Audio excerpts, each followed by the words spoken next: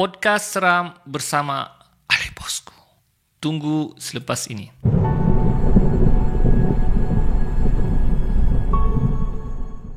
Assalamualaikum warahmatullahi wabarakatuh dan salam sejahtera. Selamat datang ke channel Ali Bosku. Baiklah, channel ini banyak menyediakan video-video yang menarik. Jadi jangan lupa untuk subscribe dan tekan butang loceng untuk update video-video yang terbaru. So guys, bertemu lagi kita di podcast seram Ali Bosku. Jadi seperti biasa, setiap kali podcast seram, Ali Bosku akan kongsikan 3 buah cerita. Jadi cerita ni saya dapat daripada beberapa sumber dan kebanyakan cerita-cerita yang saya kongsikan ni adalah kisah benar. Jadi jangan buang masa lagi. Saya nak seramkan pendengar-pendengar podcast seram Ali Bosku. Jadi jom kita mulakan. Baiklah, kisah seram kita dimulakan dengan satu kisah yang dikongsikan oleh seorang wanita. Dia tinggal di sebuah kampung. Dan biasanya di kampung ni kita pertalian saudara hanya dekat saja. Jiran rumah ni kau punya pakcik, jiran rumah ni makcik kau, depan rumah ni kau punya sepupu, sepapat, begitulah. Jadi ada jiran rumah dia, dia panggil sebagai Mak Ngah. Mak Ngah ni makcik dia. Okey, dia berkahwin dengan pakcik dia lah, adik-beradik dengan mak dia. Namun dikatakan makcik dia ni, dia ada belaan, belaan khadam. Okey, macam-macam belaan yang dikatakan. Okey, dia ada bela pocong, dia ada bela pontianak, toyol, macam-macam, semua jenis hantu dia belah lah. Berdasarkan cerita orang. Dan makciknya ni jenis tidak suka bergaul dengan orang kampung. Dia hanya bersendirian di rumah. Dan di keliling rumahnya tu ada banyak pokok buah-buahan. Tapi dia punya pakcik ni, Pak Ngah dia ni orang yang rajin ke masjid lah. Tapi kalau bab isteri dia, pakcik dia ni akan surrender. Begitu juga dengan anak-anak dia. Kalau macam bersosial dengan siapa, okey.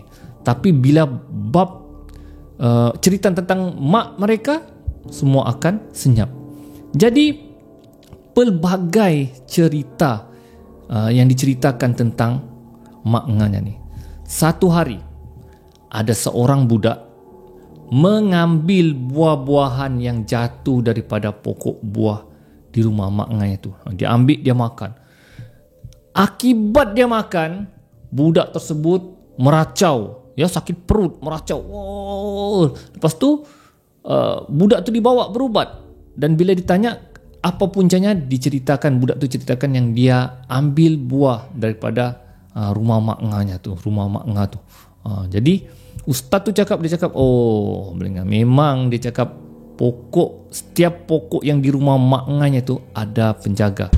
Jadi mau tidak mau, keluarga tersebut dengan budak tersebut pergi minta maaf dengan Mak Ngah dan beritahu yang anak dia ada ambil buah di rumahnya. Dan Mak Ngahnya marah. Siapa suruh kau ambil buah tu? Setiap pokok ni Belinga dia cakap ada penjaganya. Itulah akibatnya. Mereka minta maaf, minta ampun supaya anaknya disembuhkan. Lama budak tu sakit. Akhirnya Mak Ngah tu beri amaran, jangan buat lagi. Dan selepas itu budak tu kembali sihat semula. Dijadikan cerita abang kepada perempuan ni, ketika tu dia pulang pada waktu maghrib, ya, pulang dari bermain lah. Jadi dia ternampak Mak Ngahnya, ya, membawa makanan, pulut kuning, lilin, ya, menuju ke reban ayam. Jadi abangnya ni ingin tahu apa sebenarnya Mak Ngahnya buat. Jadi dia secara bersembunyi, secara curi-curi ingin melihat kemana Mak Ngahnya pergi. Dan bila dia lihat Mak Ngahnya, dia nampak Mak Ngahnya memberi makanan di bawah reban ayam dan letak lilin di tepinya. Kemudian Mak Ngahnya naik ke atas. Jadi dia tidak puas hati, dia mau tengok juga dengan siapa Mak Ngahnya tu beri makanan. Dia pergi dekat ke tempat Mak Ngahnya letak makanan tu. Dan bila dia pergi, guys, dia nampak ada satu makhluk yang berbulu seperti monyet tetapi warna hitam, sedang melahap makanan yang diberi. Dan makhluk tu terus memandang abangnya tu. Abangnya apa lagi? Terkejut beruk guys. Terkejut dengan apa yang dia lihat. Lari lintang pukang terus naik ke rumah dan menceritakan kisah tersebut kepada mak dia. Mak dia marah. Kenapa kau mandai pergi rumah mak ngah kau tu? Nasib baik jugalah abang dia tidak berlaku apa-apa. Jadi semenjak hari itu abangnya tidak mau lagi melihat dan percaya memang mak ngahnya ada membelah khadam. Sehingga satu hari kakaknya pula telah mendapat keputusan cemerlang dalam peperiksaan dan mendapat anugerah pelajar cemerlang. Dan kakaknya ni dia ada sekelas dengan anak mak ngah itulah ya.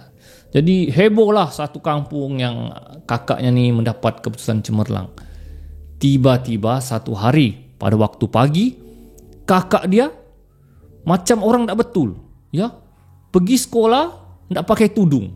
Lepas tu mak dia cakap, kau pergi mana pergi sekolah tak pakai tudung? Dia pakai tudung dulu. Dan rambut dia terurai lah kakak dia. Tiba-tiba kakak itu cakap, aku mau pergi rumah sebelah. Rumah mana? Mamak dia cakap tu, bila kakaknya tunjuk pergi rumah mak ngah. Mamak dia cakap, kau jangan buat hal, itu rumah orang lain.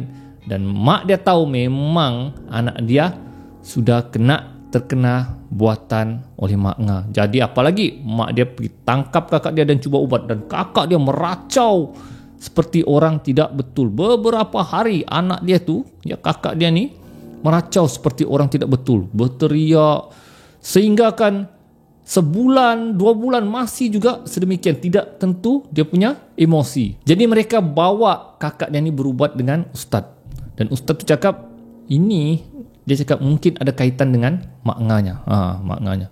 Dan mereka sekali lagi pergi jumpa sekeluarga, pergi jumpa mak ngahnya, tanya kalau ada silap, mereka minta maaf, tolong jangan buat apa-apalah dengan anaknya tu, ya kakaknya tu lah. Jadi maknya cakap, itulah dia cakap, siapa suruh sombong? Inilah akibatnya. Rupanya memang betul mak ngahnya dengki dengan kejayaan, ya, kejayaan kakak tu lah, kakaknya tu, sebab mengakibatkan anaknya murung pula. Jadi akibat itulah dengki, dia buat sedemikian. Marah maknya ya. Walaupun marah tapi mereka tetap minta maaf. Dia minta maaf agar dia tidak apa-apakan anaknya lagi. Dan selepas tu dia tarik balik ilmu dia tu, kakak dia kembali hidup seperti biasa, hidup sihat, normal seperti biasa. Jadi orang kampung ketakutan dengan tabiat mak ngah ni. Siapa saja dia tidak puas hati, dia akan hantar dia punya khadam. Mana dia tidak puas hati, dia akan hantar khadam dia. Kedai mana laku bisnes dia akan hantar khadam. Dia tidak boleh nampak orang senang, dia akan hantar khadam dia. Jadi kampung tersebut takut betul-betul dengan mak ngah ni. Hinggalah ada satu orang kakak ni lah. Kakak ni dia belajar di Arab Saudi. Jadi dia pulang ke kampung dan pelbagai ceritalah tentang mak ngah ni. Tapi begitulah orang yang berilmu dia kata orang husnuzon, ya, dia tidak akan percaya benda. Dia cakap kita tidak boleh percaya benda ni, ya, kita tidak boleh cakap benda yang tidak betul, nanti jadi fitnah, kau merangkak kau di akhirat untuk mencari mak ngah nanti. Dia cakap begitulah, kena husnuzon, ya, takut jadi fitnah. Dijadikan satu hari ketika kakak ni kepekan, jadi dia duduk di stesen bas menunggu bas. Tiba-tiba dia nampak seorang perempuan berkepala babi, kepala babi berjalan di tengah pekan tu. Jadi dia terkejut, kenapa orang ni berkepala babi kan? Jantung dia berdebar, astagfirullahalazim, dicakapkan. Inilah kali pertama dia nampak orang berkepala babi. Dan makhluk tu, badan manusia kepala babi tu menuju ke tempat kakak tu. Jadi kakak tu, astagfirullah, kenapa benda dia pergi sini? Dan duduk di sebelahnya dan menegur. Dia cakap, Ustazah, dia cakap kan, menegur. Dan rupa-rupanya dia istighfar dan buka, tengok betul-betul rupa-rupanya itu adalah mak ngah. Dan dia terkejut. Dan dia berbual seperti orang biasa lah, walaupun dia nampak muka mak ngah tu muka babi. Jadi dia berbual seperti biasa walaupun dia dalam ketakutan. Selepas kejadian itu dia jumpa makcik dia, mak kepada perempuan tu lah, dia begitu, Kak, dia cakap, betul Kak, Mak Ngah tu memang mengamalkan ilmu hitam. Dia cerita yang dia nampak rupa Mak Ngah tu muka babi. Jadi hebohlah kejadian tu di kampung, dan orang kampung bermesyuarat di masjid nekat untuk menghalau keluarga Pak Ngah dan Mak Ngah dari kampung tersebut. Jadi mereka ramai-ramai pergi ke rumah Mak Ngah. Diorang ceritakan hal sebenar. Diorang cakap, kami tidak mau kamu duduk di kampung ni. Sebab banyak kejadian yang berlaku, dan Pak Ngah tidak boleh buat apa-apa sebab dia mengiyakan kejadian tersebut. Mengiyakan Mak Ngah tu ada belaan, dan Mak Ngah sendiri mengaku, memang aku belah.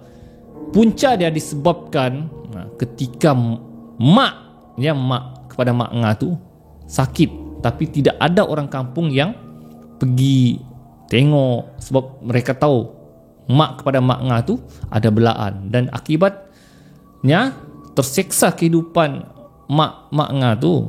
Jadi oleh kerana tidak ada orang yang menurunkan ilmunya tu, sambut ilmunya, jadi Mak Ngah ni lah yang sanggup, dan dia berdendam dengan orang kampung akibat tidak ada siapa yang peduli ketika mak dia nazak. Jadi dia balas dendam dengan orang kampung. Jadi orang kampung halau mereka keluar dari kampung tersebut, dan Pak Ngah dan Mak Ngah terpaksa pindah dari kampung tersebut kerana ramai-ramai orang halau mereka di kampung. Dan selepas saja Mak Ngah dan Pak Ngah keluar dari rumah tu, orang kampung mengupah jentolak untuk robohkan rumah dan bersihkan kawasan rumah Mak Ngah. Dan beberapa tahun kemudian, kedengaran berita yang kedua-dua Pak Ngah dan Mak Ngah meninggal, dan masa mereka meninggal pun tidak ada orang berani pergi untuk jenguk mereka. Sampailah mayat mereka dibawa ke masjid, baru mereka solatkan dan kebumikan. Jadi itulah dia kisah tentang seorang pengamal ilmu hitam. Hidup dia tidak tenang, hidup dia dibenci, dan hidup dia tidak aman.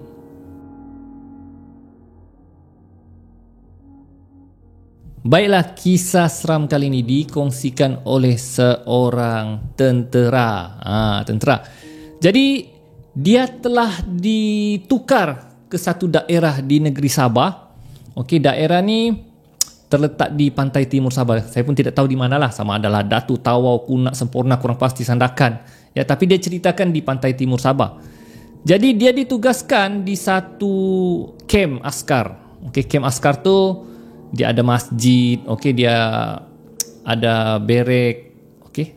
Dan saya pun kurang pastilah macam mana tugasan askar ni. Cuma dia dikatakan dia ni bertugas kira macam standby. Diorang ada satu pekerjaan, diorang akan berpakaian lengkap, dan bila ada on call mereka akan stop segera terus bertugas. Jadi mereka ditunggu satu bilik, okey, mereka akan sentiasa berpakaian lengkap dan bertugas bila ada on call. So mereka sering akan tukar shift lah. Jadi dia ni kira orang baru lah di kawasan tu. Jadi dia tidak tahu apa-apa kejadian di kawasan kem tu. Walaupun kem tu berbukit, berhutan, tapi dia tidak tahu apa-apa tentang kejadian. Okey, kejadian yang berlaku di kem tu. Ada tentang cerita hantu ke, dia tidak tahu. Dia orang baru. So dijadikan cerita. Mereka berjaga malam, bertugas malam tu. Jadi bertukar-tukar lah. Ada satu orang pergi makan dahulu, so dia kena jaga bilik tu. Kemudian satu orang lagi tukar shift, dia akan jaga. Jadi sehinggalah dia terlupa untuk solat isyak. Solat isyak. Jadi datanglah kawan-kawannya ni, dia mau solat isyak di bilik itu pun tidak cukup sebab kawan-kawan dia ramai. Jadi dia ambil inisiatif untuk solat di masjid. Di masjid. Jadi dia bagi tahu kawan-kawannya lah, dia cakap, aku belum solat isyak ni. Dia tengok jam pun sudah 12.30. Dia pun terlupa. Jadi dia mau solat isyak. Jadi kawannya cakap, aku solatlah di sini. Taklah, dia cakap kan, aku mau try solat di masjid.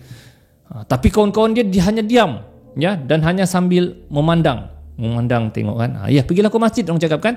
Jadi dia pun pergilah naik motor, pergi ke masjid.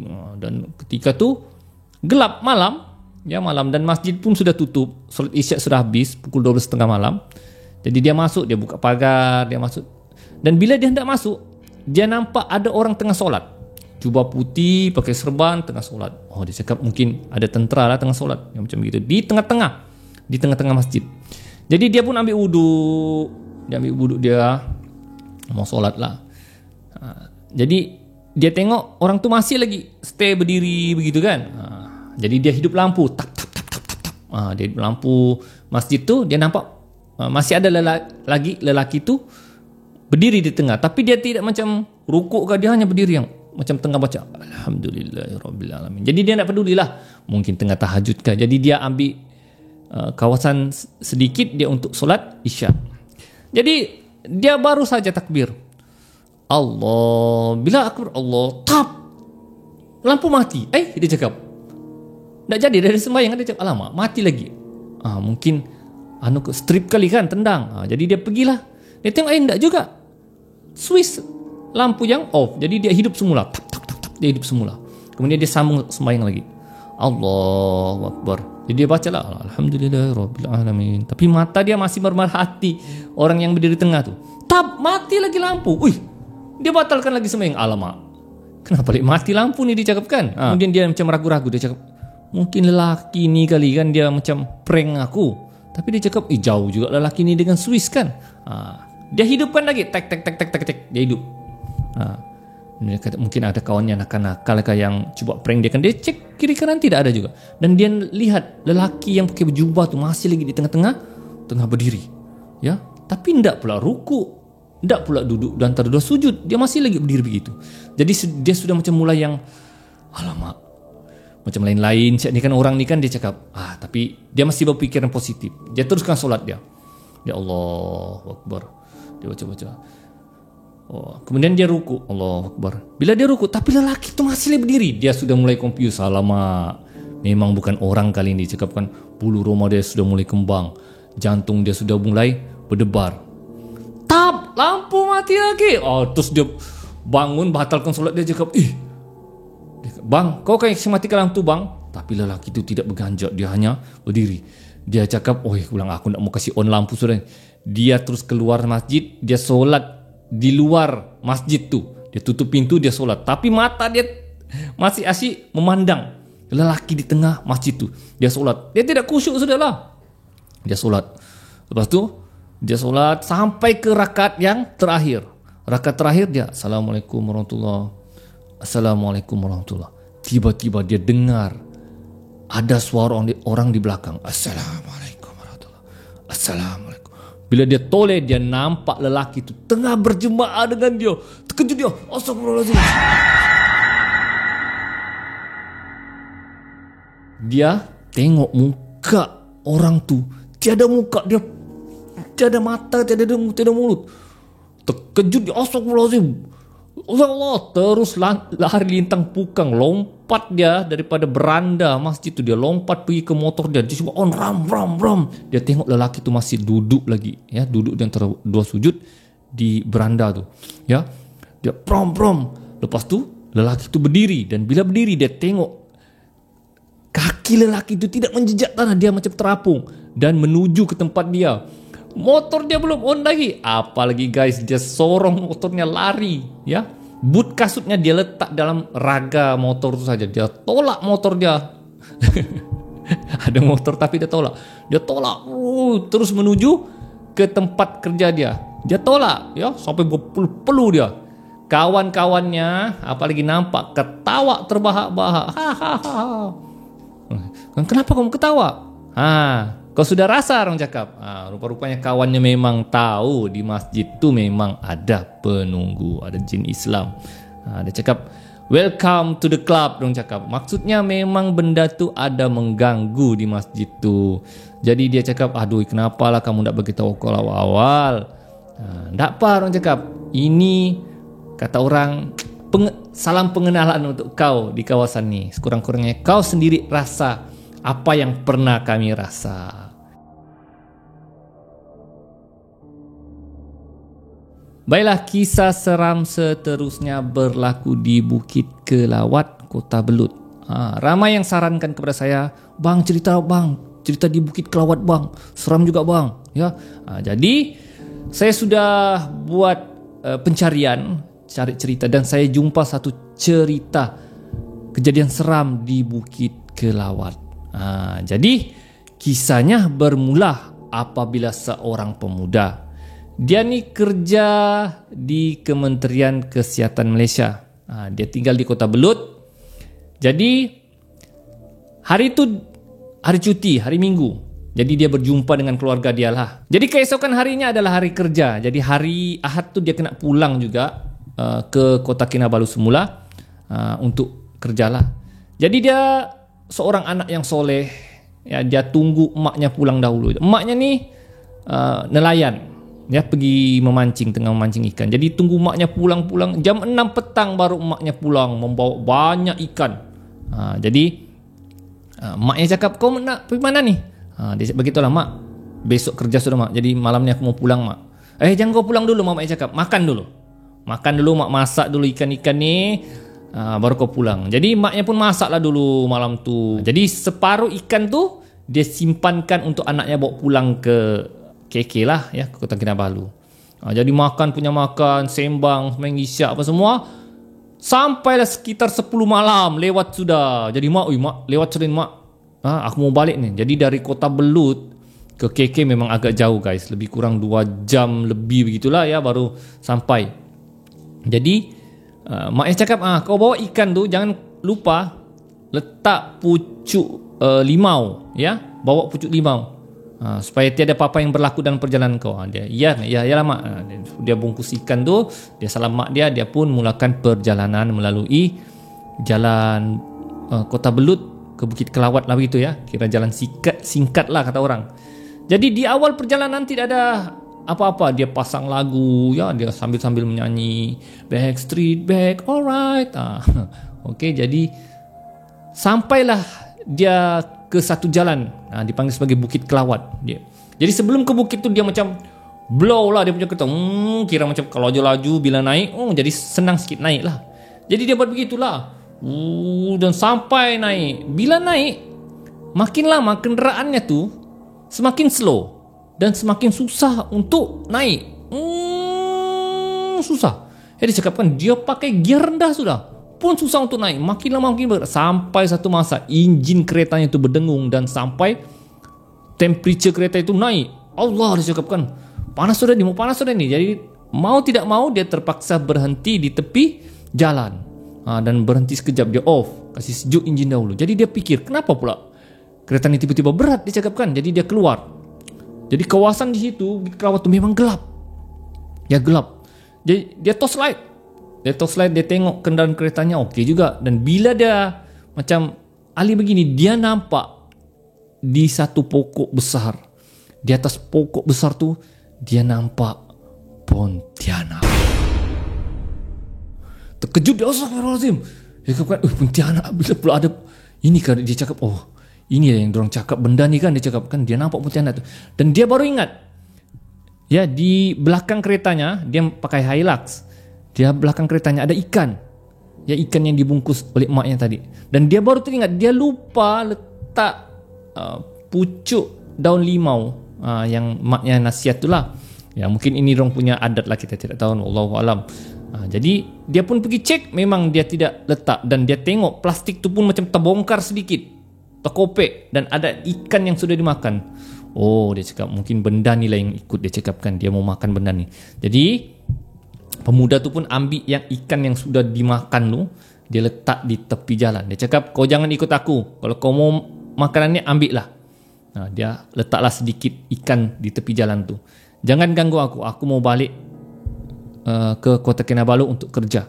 Dia ikat, dia tutup. Dia ni ketakutan sebenarnya sebab nampak benda tu, tapi buat steady, ya, buat steady. Tapi jantungnya, tangan dia bergetar-getar, on kereta. Bila on, sekali on saja, brum, apa lagi?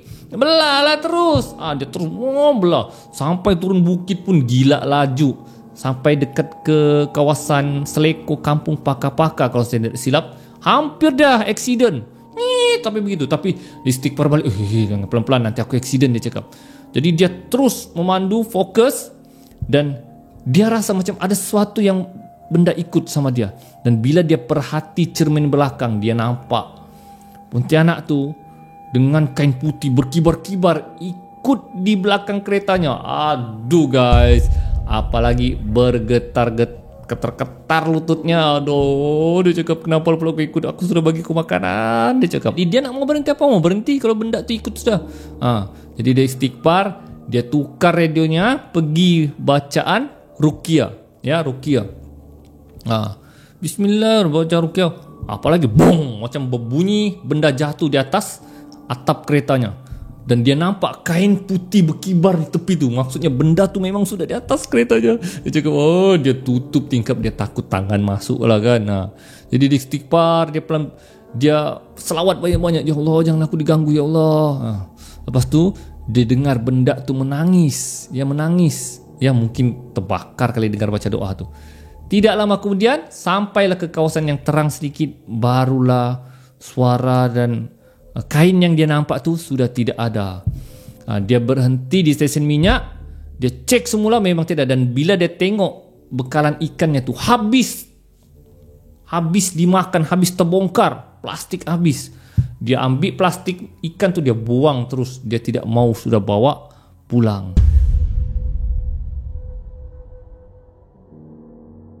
Jadi guys, itulah dia kisah seram kita kali ini. Jadi macam mana?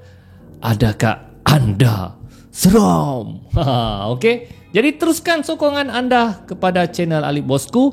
Teruskan mendengar kisah-kisah seram yang saya akan kongsikan pada masa akan datang. Jadi subscribe, tekan butang loceng, komen dan share video ini kepada rakan-rakan anda yang lain. Kita jumpa lagi di video akan datang. Alip Bosku. Assalamualaikum.